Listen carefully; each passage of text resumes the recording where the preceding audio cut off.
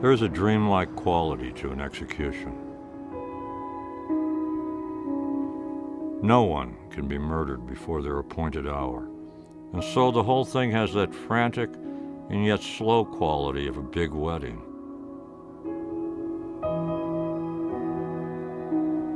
The prison officials have checklists of protocols they patiently work through.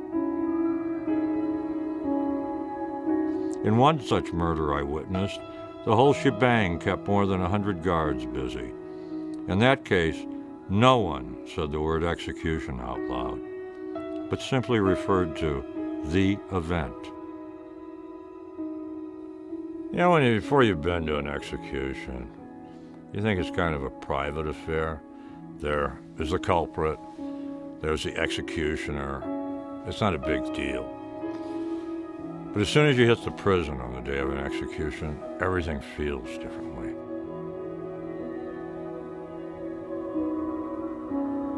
You arrive there, you go through the usual rigmarole of a prison. You know, searches and endless difficulty getting in. Then, because I was invited by the guy who was going to be executed, I was sent to a special room with his family. Then after an hour or two, they move you to another little room, like a staging area. Then finally, they take you into the execution chamber, and it's like when I was in choir in church. Little risers, you know, stand on different risers. And you're looking down at what's the theater, where they're going to do the killing, you know. And the whole thing's tile. There's a blue curtain. And the curtain opens. There's these brilliant lights, like a hospital room. Perfect tiles. All you see is this guy laying on his back, strapped. The guy who's going to die. Everybody disappears. He turned, in this instance, toward his two sons who were standing next to me and mouthed the words, "I love you." At first you see a slight shudder, and then he seems to be comatose. And then about 1.5 to 2 minutes, he's dead. And then slowly the curtains close again, like a Punch and Judy show. And I didn't even notice it. There's a small blonde prison guard woman down there that was running the curtains, crouching. I'm Paul Murphy, and I'm a journalist who covered the execution of John Albert Taylor by firing squad.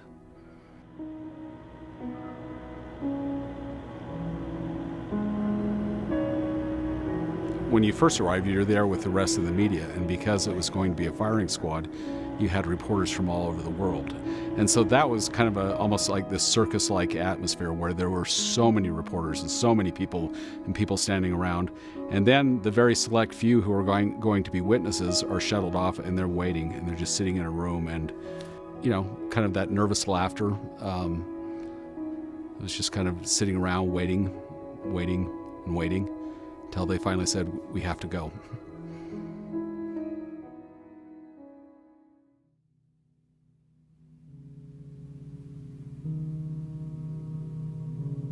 Well, I went in before the crowds gathered outside the prison in Jarrett because I spent the whole day with Willie Leroy Johns Willie. I'd been his lawyer for 7 years. I'd gotten to know him really well, had come to like him and really feel for the man, even though he'd done a terrible, terrible thing.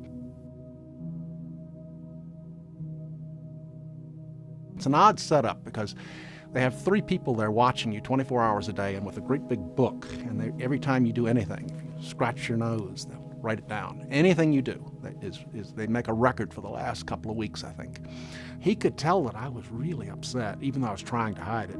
I was trying as hard as I could to not show it, but he could tell. And he kept saying to me, "Alan, it's going to be all right. It's going to be okay." We're there on one side of the bars, he's on the other, and he's got a little flat tray-like area where the meal could be passed through, where he could set it, and he sets it down on the tray and may have said a prayer, I'm not quite sure. But anyway, there was a minute or two that went by, and he invited me to share the meal with him, to eat with him. And at first I demurred. I said, no, it's your meal, you ordered it, it's yours. Marie Deans, who was there, and just a wonderful person, looks me in the eye and says, "Alan, he wants you to share the meal with him. There's nothing more to say. I mean, we sat there and we ate. I ate some and he ate some until it was all gone. And I wasn't hungry, and I wasn't hungry for several days after. And it wasn't a matter of being hungry. It was a matter of sharing the time with Willie. It was important that I do that. As a journalist, I owed it to the public to see what happens when a man is put to death, and I wasn't prepared for it, truthfully. In a way, it was a little overwhelming, and in another way, it was all kind of exhilarating. I mean, I had no idea how I thought about the death penalty prior to that. I really hadn't made up my mind until then. Once you start the markdown for the execution, it's about a 2.5, 3 hour process from when we begin the dance till when it ends. Time just collapses.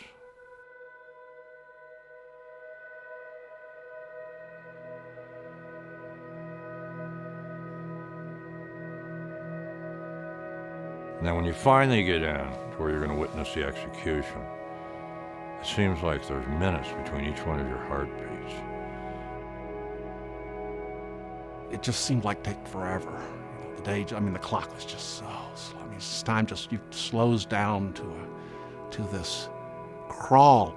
Time is a very subjective factor on this sort of a day. Really, really slow. We're herded into this booth where all the media witnesses are going to be, and and the one thing I remember is, they had chairs for all of us to sit down, but no one was sitting. We all immediately, as soon as we got in that booth, we all just kind of clambered right up to the glass. And suddenly the curtains are opened, just like a movie or a play, and what you see in front of you is a man strapped to a chair, and you notice that there's that target on his chest. And then when the hood is placed over his head, suddenly he looks like he's just part of this big piece of furniture. And at that point, it didn't feel like I was seeing a human. I was seeing this furniture. They tie him down, of course, and they put this hood over the face, and that's so you can't see the face, which is going to just balloon out. I suppose it's more for the witnesses' protection than anything else, so that you won't see what the electricity's doing. If I remember right, he looked like he was sweating a lot. He was sweating a lot. He looked nervous.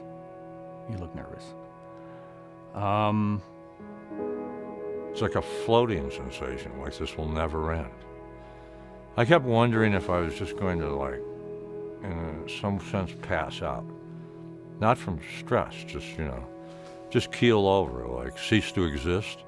Because I had no feeling of existence at all. I don't know if you've ever had that moment where you literally can't catch your breath. I mean, you just can't breathe. And I had a notebook with me, and I'm just, what is his hand doing? What does his face look like? Is his eyes twittering? Does he look nervous? Is he scared? I wasn't sure it was real. I thought maybe at some level that doesn't make any sense. I thought this must be a theatrical performance.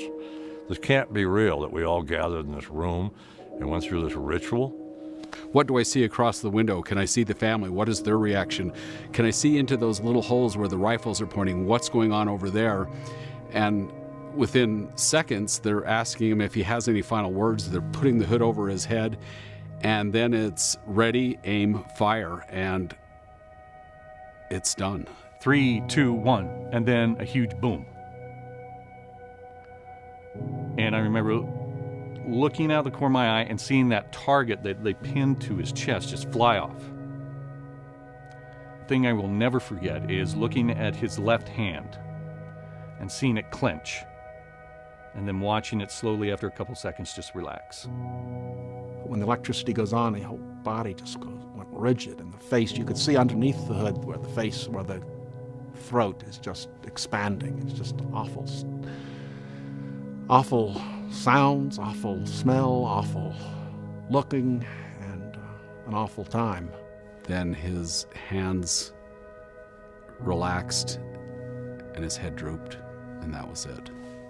After a couple of jolts, they wait for the body to cool down, and then the doctor comes in and declares him dead.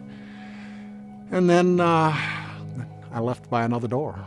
At that point, I was in no fit position to talk to anybody or say anything or do anything. I cried for a couple days. You just are gone. I mean, I just was depleted. But I think that's as good a word as any. There was nothing left. It's just hollow. There's just nothing. You cannot move forward. You have to. Yeah.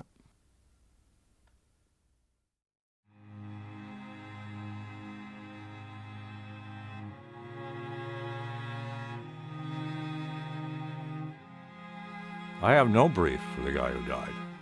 I don't think he's a good person. I don't think he ever done a decent thing in his life or ever would have. But I'd rather feed him the rest of his life in a cage than go through what I went through, and I'll never go see another one. I remember that day I went back to this cheap little motel across from the prison and read his letters and just sat there and drank because I didn't want to be around people. I thought, I could contaminate the planet with the feelings going through me. I just have to sit here until I return to normal, which I tried to do.